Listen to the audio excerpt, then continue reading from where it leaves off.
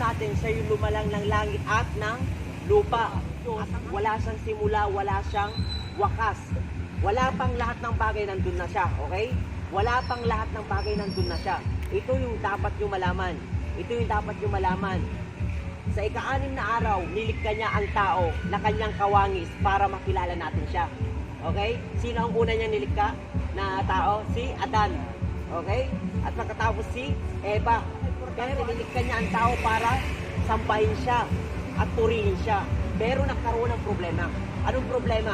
Ilabag nila yung utos ng Diyos na huwag nilang kainin yung bunga ng nagbibigay kaalaman patungkol sa mabuti at masama. Alam niyo ba, dahil sa kasalanan, napahiwalay tayo sa Diyos. Yun ang katotohanan. Napahiwalay tayo sa Diyos at naging kaaway tayo ng Diyos. Dahil sa kasalanan. Bro, sinasabi ko sa inyo, dahil sa kasalanan, nabulag tayo.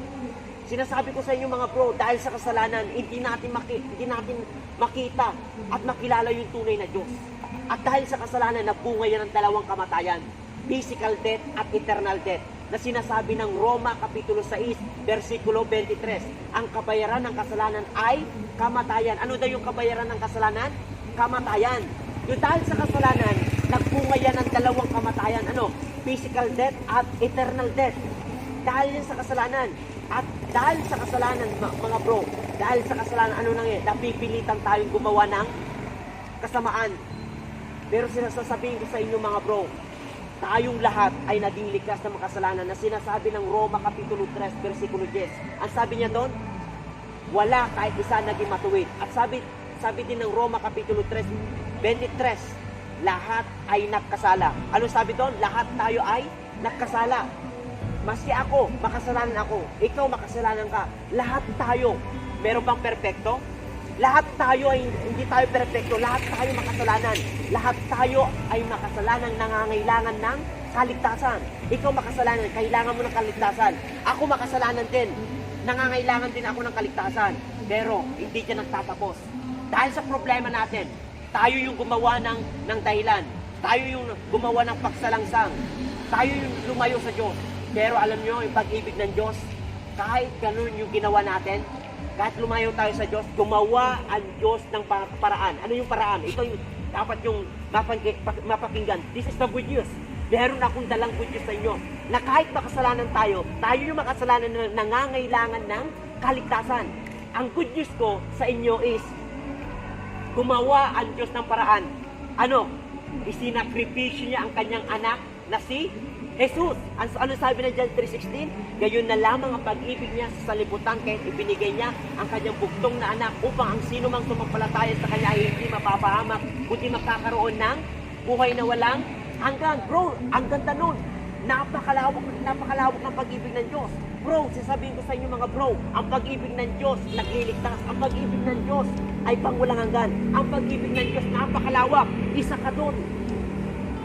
Dahil kahit napawalay tayo, kahit tayo yung gumawa ng pagsalangsal, kahit tayo yung gumawa ng problema, anong ginawa ng Diyos? Pinadala niya ang kanyang anak para tubusin lamang ang ating mga kasalanan. At anong nangyari? Dumating si Jesus na anak ng Diyos, na Diyos din naman. 2,000 years ago, He came to this world and He died on the cross of Calvary. Dumating siya, sabi ng Marcos 10:45. Dumating siya para hanapin ang mga makasalanan tulad mo, tulad niya, tulad ko, at tulad nating lahat. Inanap niya tayo para bigyan tayo ng pag-asa, para tayo ay bigyan niya ng buhay na walang hanggan. Inanap niya tayo. Inako niya yung kasalanan mo, kasalanan niya, kasalanan ko, at kasalanan ng buong sanlibutan. Inako niya yung kasalanan natin. At siya'y napako sa krus ng Kalbaryo.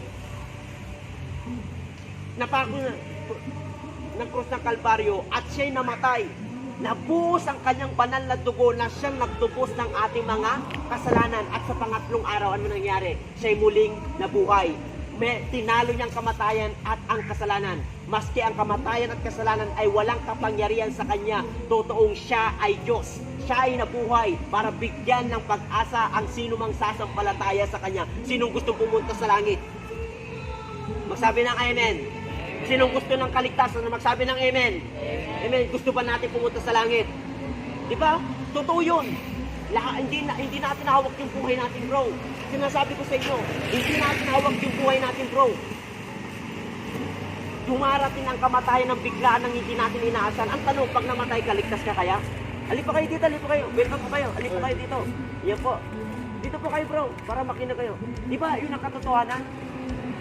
Pag mahaba na yung buhay nyo, isang aribo lang ang titawin nyo, urayan nyo pa, pasyente, magbaka. Ang ikli ng buhay natin, di ba? Napaka-ikli ng buhay natin.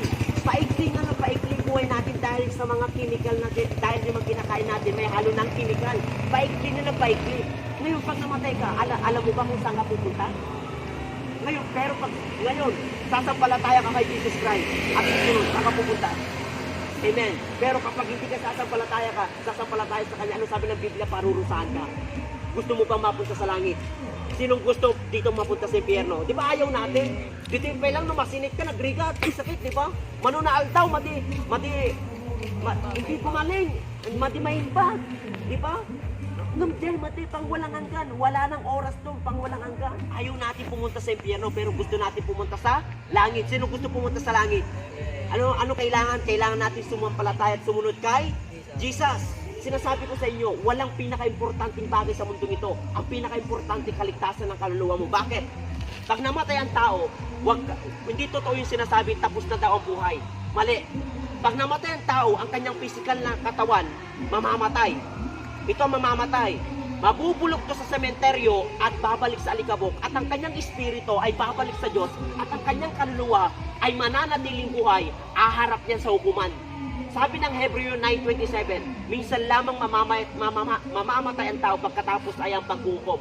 Ano sabi doon? Minsan lamang mamamatay ang tao pagkatapos ay paghuhukom. Mahuhukom tayo. At sabi doon sa 2 Corinto, ilalantad doon lahat ng ginawa natin, mabuti man o masama.